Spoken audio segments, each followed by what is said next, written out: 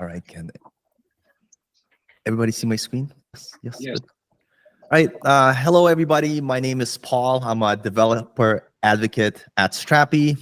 Obviously, I love everything Strapi. So much cool stuff, so much to learn. But today, I'm gonna talk to you about structuring data in Strapi, which is actually very subjective, but hopefully we could have a discussion about some of the best practices that we could apply based on some of the examples and some of the ideas that I'm going to share with you. And ultimately, I would like to keep it as an open discussion. So when we get to the example section, if you have any questions, or more importantly, I would love to hear some of the best practices that you have been using when structuring data in Strapi. Because every time I talk to somebody different, they always have their different thought about it.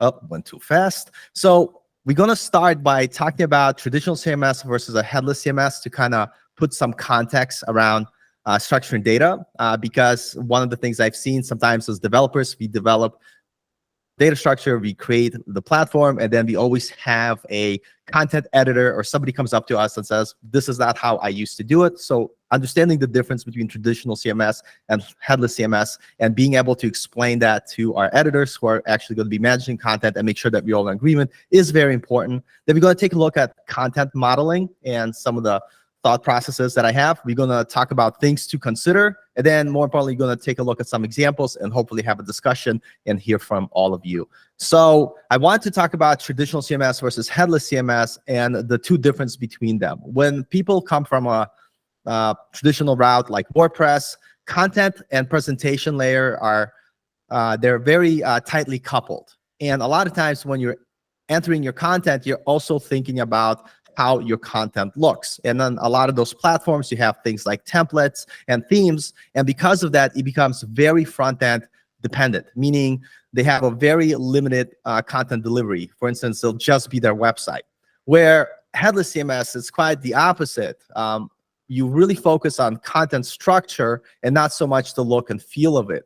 And so the most important part when content modeling is focusing on the intent of your content. Like, what does it do? And this allows us to create modular and abstract our content in a way that makes our application front-end or platform independent, because we're going to be consuming this content from multiple channels.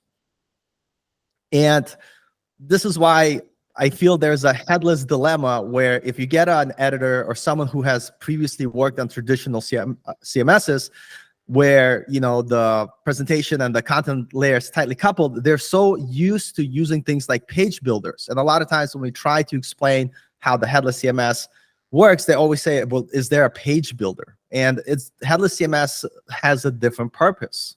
And so the goal of a headless CMS revolves around creating a structure that allows your content to be effectively managed, delivered, and consumed across various channels without being tied to a specific presentation layer. You might have a website, you might have a mobile app, you might have an IoT device, or you might be powering your smart fridge with your Strapi project.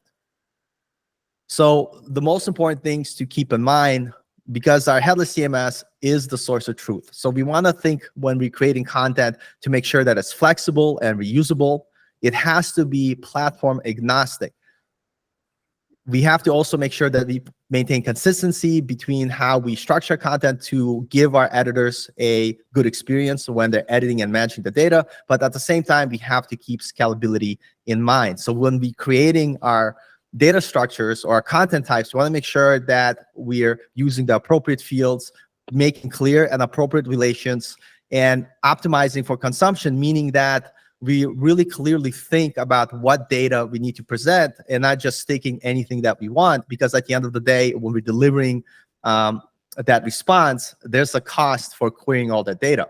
And also, we always focus on multi-channel delivery. Just because right now you might have a Strapi app that powers a website doesn't mean that in the future someone might come up with a different requirement and say, hey, we now have to have a mobile app, or we have to have this other way to consume our data. So thinking about it that way will allow you to also future-proof your data and allow you to be ready as requirements change. So if you lock yourself down to a very specific way, like WordPress does, for instance, for a website, that kind of defeats the purpose of what a headless CMS is. And so let's talk about just the basics of content modeling.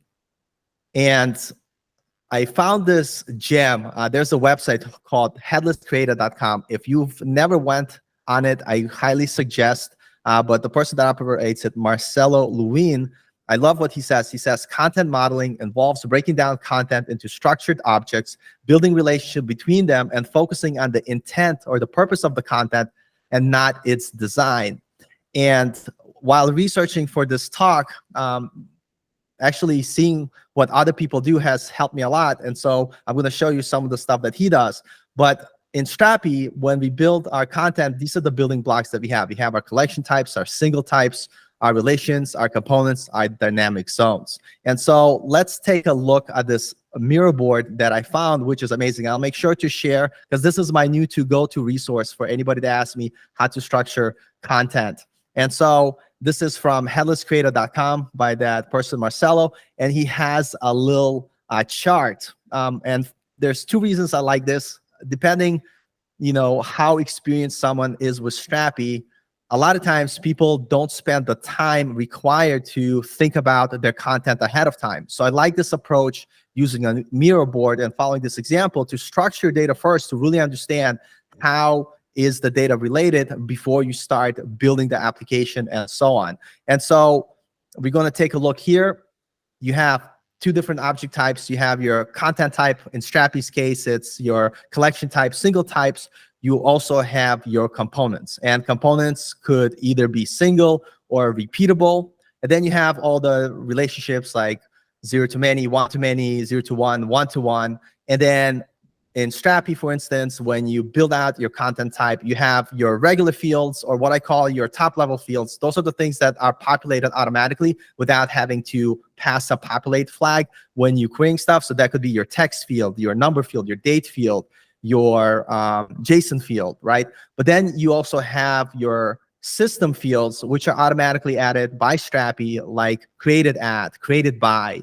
And then we also have our image field, which is a media field, which is specific relationship for your media. And then you have your reference fields or your relationship. So when you're building your content type, it's a combination of your collection types, your fields, your components, and your relations. So if you come back to this example again, kind of very basic, simple structure, we have our collection types for users, company, state, and country. And inside user, I'll make it a little bit bigger so you can see better. We have our top-level fields like full name, email, and phone. And in this particular case, Marcel decided that he wants to use a component to represent the address, because the logic is I'm going to use it also for the company. And the benefit of creating a component is that you're able to group related fields together. In this case, they have street number, street name, city, and state relationship, country relationship, geolocation. And the benefit of using components is that if you need to make a change, instead of making a change in multiple places, if you wanted to add an additional field, you could just do it in a component. And if for any reason you wanted to query all the addresses, because address is a component, that would not be possible. So in order for you to get that data, you would actually have to query the user or the company for the list of addresses that you want. And so maybe this could be a relation rather than the component, but that's up to you to decide how you're using the data if that's necessary. So if this is the only place the address will live, and you will never, let's say, get a list of all the addresses individually because you're always going to get the users, this is a perfectly fine example here. And so moving on here. So things to consider whenever you're working on your content. You want to think about your content structure and complexity. You want to break down your content to appropriate size components or fields to avoid large content structures. But at the same time, you want to be mindful of how much nesting you're doing. So you want to limit the amount of deep nesting, or 2-level or 3-level deep, regardless if it's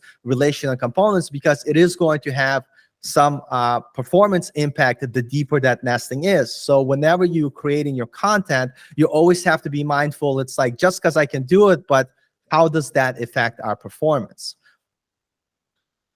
Building on that, you also want to make sure you optimize your API query calls. So even though you have those data structures, you want to make sure when you are querying the data, you're not just getting everything, but you are only selecting the fields that you want to avoid unnecessary data feature. And in Strapi, you're able to use things like filter, sort, and populate to limit the result, to limit the impact of performance that it may have. And so when you're working with large data sets, it's very important to kind of not only organize your data on your back end, but also to understand what is the proper query that I want to run to make sure I only get the data that I want, and don't add extra, performance drop just because I'm trying to get everything.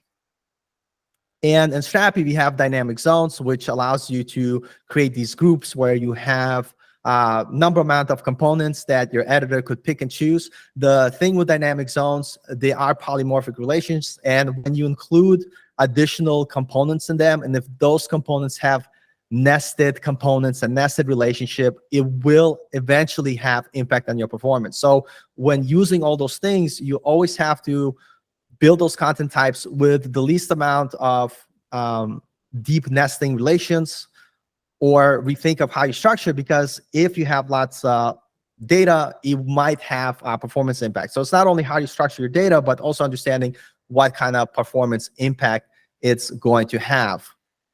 And so we're going to kind of walk through some examples, and we're going to use Food Advisor for this. And so let me take a look at our Food Advisor here in Content Manager. So for let me make this a little bit bigger. So for collection types, you have our articles, categories, page, place, restaurant, and so on. We have our single types. A lot of times people ask, like, what's a good use case of a single type? Maybe you want to have global setting to manage your navigation, and for your header and your footer, you could create a global page. And in this case, they have a navigation component and a footer component, which basically takes reusable components, the links, to be able to add the particular links that you could add to that page. So when we take a look at our Food Advisor app, that global is responsible for generating the top header with all the links and buttons on the left and the right, as well as the footer here on the bottom. And we're going to come back to this example in a little bit, because I do want to point one thing out when we're thinking components versus relationship, which is a recurring theme that I'm going to explain in a little bit. We could also take a look at the homepage, right? So we have our homepage here. It has our hero section with components. It has our features and so on. And so when we take a look at our pages, we look at our homepage, we could see that we are having our hero section. We have our features. We have our testimonial, feature images, frequently asked questions, and so on, and so on, and so on. We have our SEO component. And one thing to keep in mind, every time we have a block, or like a dynamic zone component, or a component that groups some sort of data rather than like a top level field, that's additional tables in your database. So sometimes you really have to think about the process. Should a SEO data be its own separate component? Or if I'm only going to have one type of page, for instance, maybe it should be in top level field components. But it's something that you have to decide when you're planning the data. But one point that I want to show here, so just to kind of look at frequently asked questions here, and this kind of going to bring us to this little case study that we're going to do really quickly. And I'd love to also hear your thoughts and opinions, but we're going to take a look at the navigation and frequently asked questions here. And a lot of our users that I've noticed, the common theme is that they abuse components but underuse relationships. And so if we go back to our global page here, we have our links, and this links has restaurant, pricing, and blog in our header, right? This is our header navigation. But when we take a look at our footer, we see that we're repeating restaurant, pricing, and blog. So the person had to type twice, the items for the header navigation and for the footer navigation. So maybe if you're going to have multiple or different navigations, maybe you're going to have a sidebar, you're going to have top navigation, maybe your blog page is going to have a different navigation. If we follow this pattern, there's going to be a lot of repetition and a lot of retyping. And so going back, and again, I highly recommend check out headlesscreator.com. They have an amazing free course series on content modeling, because jumping in doing research for this, I realized it's It's actual art and science that takes some time to learn. But this is a overly complex example. But in this case, instead of using, like in the Strapi example that I showed, using components for navigation, they're using collections. And the benefit of using collections is that you're able to query them outside of the page. So let's kind of go back here. So instead of having this be a repeatable component, this could be a collection of links. So not only am I able to access it here inside the global page, but maybe we have a page where we want to have a side menu and have access to the links. We just point to that same relation of all those links that we have, and now I don't have to manually retype it for the footer or retype it for the header. Same example here. If you look at pages, frequently asked questions, yeah, it's perfectly fine if you have frequently asked questions in one place of your site, and you manually create a repeatable component, and you add your question, you add your answer. But if you, let's say, wanted to add a chatbot to your website, and you want your website, your chatbot website, to be aware of all the frequently asked questions, it will not be able to query these frequently questions on their own. Like, the only way to get here, the way this is structured, is to query the page and then look at the FAQ components that return. And again, if you're going to have this in multiple places, like, you're going to have to manually type those questions again. So again, if you were thinking like, how can we improve this? So if we wanted to use something in more places, instead of having this be a component, this should be a relation to our frequently asked questions. So you're going to have a collection type, frequently asked questions, and instead of using components, you would just use a relation. And in that case, you could use it here. You could use it for your chatbot, and maybe you have a support portal that uses the same frequently asked questions as well. And if we take a look at our page, homepage, if we scroll down here, we're doing the same thing for features. So features here, right? They're repeatable components. And again, you have to make a decision. Is this page the only page that's going to have those features, or am I going to have different features? Maybe I want to use some of these features in my pricing page. If that's the case, again, should it be a component or should it be a relation? And in our case, if you want to reuse it in multiple places, it should be a relation, because the only way I could query this card, because I can't query components individually, I would have to get this whole home page and then populate what's inside the features and get that access. And that just makes no sense for reusability. So if we take a look at farther down here, this is a great example where they have team components and they have many members. And a member is a user. So instead of using components, they use a relation. So now, like, I could see members on this page, but if I wanted to access these members outside of this page, I could query them directly because they're their own collection type. So based on my observation and how people are using, Strapi, the biggest question or biggest issue that I see is that people tend to underuse relations and abuse components. Everything is a component. Everything is a component. And so a lot of times when people are building their components, we get things like, hey, I tried to add this nested component, but I can't do it from the UI. It's like you're only able to in Strapi nest components 2 levels deep. So I'll show you here an example. I have this is a different website here. I have a landing page which has a pricing component. So my pricing component has my plans. If you open the plan, inside of it, it has a relation for the services. And then it has a link component.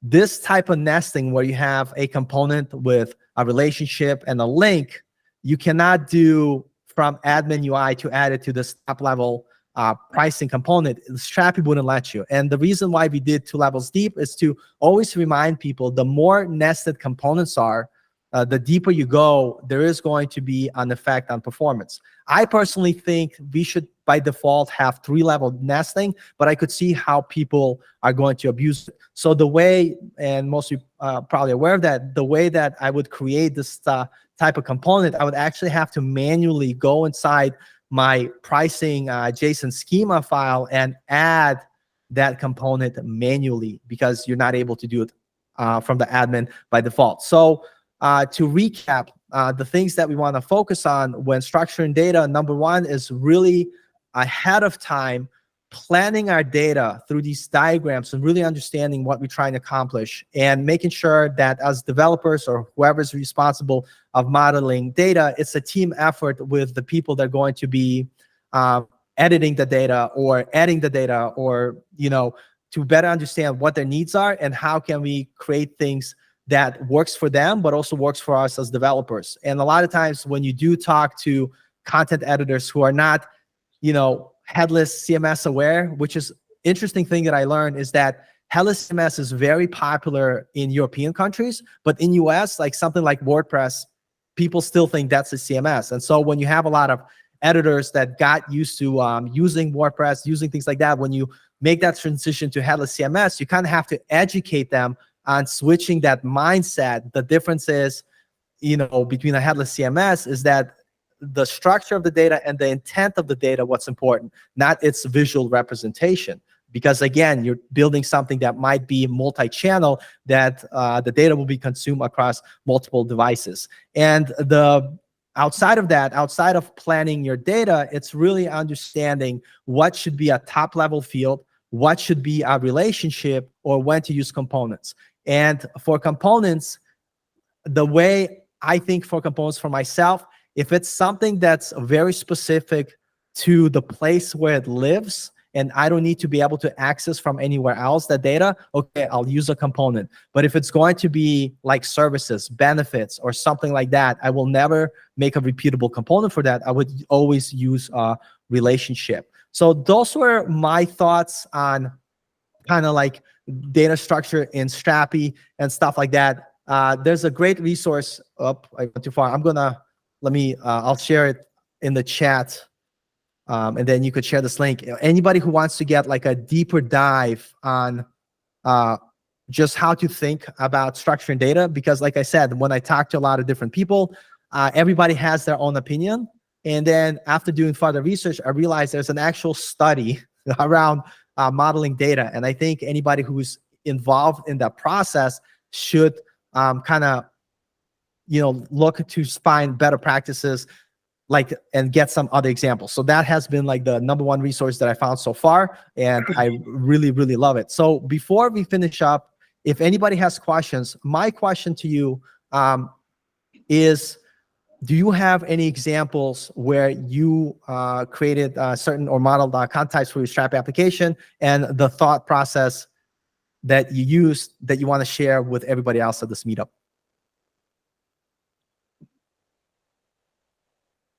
Come on, guys.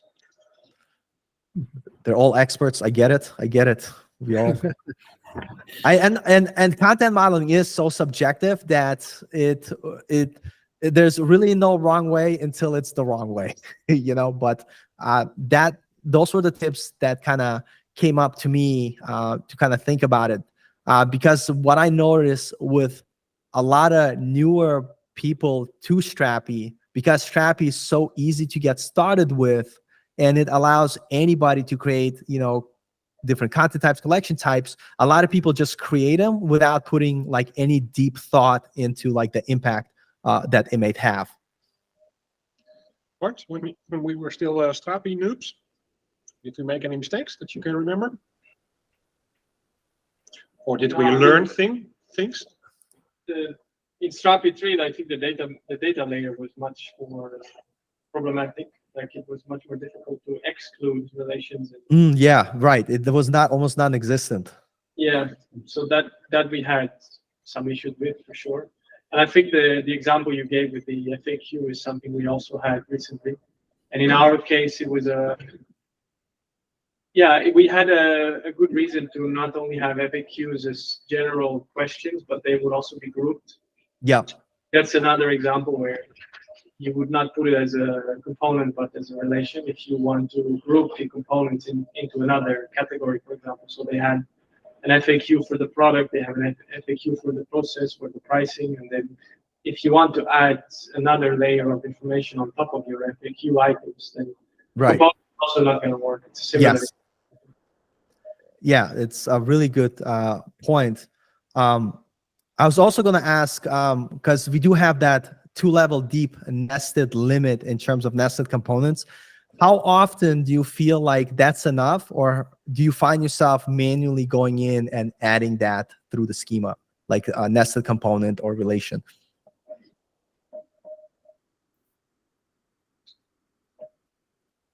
I think we had it as a limitation once, but Okay. really when you get to this level, it's better to take one step back and reconsider. And you know what? Yeah. Sorry, I was gonna say that is amazing. That I guess comes with experience, because I like how just because you can't do it, you're like, but maybe there's a better way to structure our data. And I think a lot of people that may not have as much experience, they just tend to like brute force and be like, I'll just make this nested.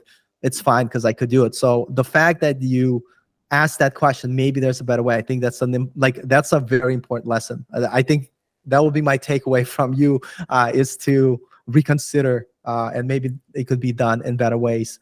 So yeah, that's awesome. That's awesome. I think the same applies for any, like this is content modeling, but the same applies for data modeling, right? When it gets too complex, usually there is something else wrong. Yeah. And another question I have is, when you're building these projects, and as developers, obviously your job is to build a product, but there's going to be content editors and marketers that are going to be using the app. Do you have a lot of people asking like, but where's the page builder? How can I create this with a page builder? Or do you not have that as much? Yes. Yeah, actually, I can answer that from a sales perspective as well. Lately, we see more and more customers or marketing savvy, sales savvy customers that have this question. And I think, Paul, maybe you could tell as well, but I think Strapi has this on the roadmap as well to get previews, etc. Yeah, I think like I'm not like, I know that it's in the roadmap, but I haven't been keeping up with too much of it. I think the idea is, and this is like the reason why I started with traditional CMS versus a headless CMS. If this is the only thing people are looking for, then it's like we're going back to highly coupled like things. And I think like our approach is going to be is page builder, or that option is going to be a field on top of all the other fields. So it's never going to be a thing that just defines like, hey, this is what it is. You have access to all the other things that you do, but for someone who is looking for that visual builder, you're going to have it like as a field rather than just a whole like replacement. And I think when I talk to people who are more traditional CMS used to, I feel like I have to a little bit educate them on the benefits of having a headless CMS, and the whole point that it's multi-channel, and the reason why we need to have data way that's not tied to how it's going to look. It's because we're going to have multi-channel approach where you're going to have your mobile app, your website, what have you. And I feel like keeping that is in line with headless CMS, but at the same time, once you re-educate the people on the sales team or whoever is asking that question, you do want to give them the option. So I'm kind of glad that we're going to have an option that will allow you to do that, but at the same time still stick to this idea of what headless CMS is for. Yeah, and I guess the Strapi was originally also meant as a developer CMS. Yeah, and it still is, because to me, like the reason, like I love Strapi and I use it in like for everything, just because if I need to make an API even if I don't need to use the admin panel as much, I'll still start with Strapi, and then I just create custom controller services and middlewares, just because I don't want to build something from scratch. And I like that, and maybe it's like an overkill for what I'm doing, but I just like that fact about Strapi, that it's still developer focused, with this concept that you could start easy as a beginner and more of a content manager and get stuff done. But as a developer, you could add additional functionality via custom fields, via plugins, and really add additional functionality that you want. And I still feel that it's developer first, but at the same time, in order to stay competitive in this market, we do have to start to make sure that we get some of those features that are wanted by the editors and content managers. And I think that's going to be the combination of both, is to find that balance where we still developer focus, and at the same time, we do add those features that are more wanted by someone who's not a developer and more of a content editor. Yep. In the end, also, it just depends on what type of website it is, right? 100%. So if you're making a website that is like 100% page focused and there is no structure in the data that you are displaying on the pages, you will end up doing pages and blocks and something similar. But if you're a big company and you have 25 products, there is something to structure, because you would have the product as an entity, and then you're going to build a website around the products that you sell or build or whatever it is. And then it fits better because it's more actual content than the pages. Yeah, and that makes perfect sense. And this is why, like, I love Strapi, because you're able to meet both those needs. But I prefer more. For me, I really prefer the headless aspect of a CMS, because with all the frameworks that are coming up, like, and all the other stuff, you know, and my ADHD, I might change my front end tomorrow to something completely different.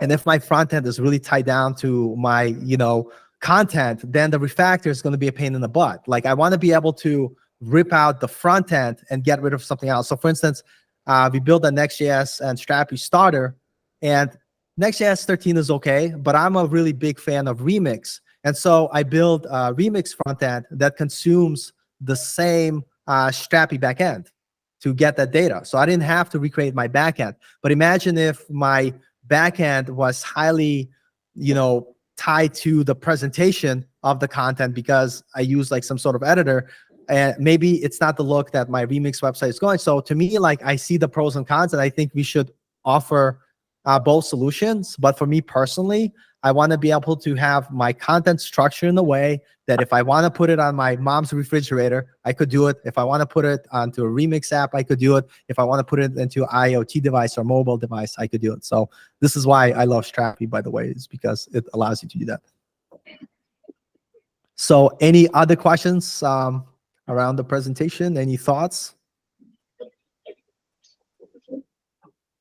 No. Well, No.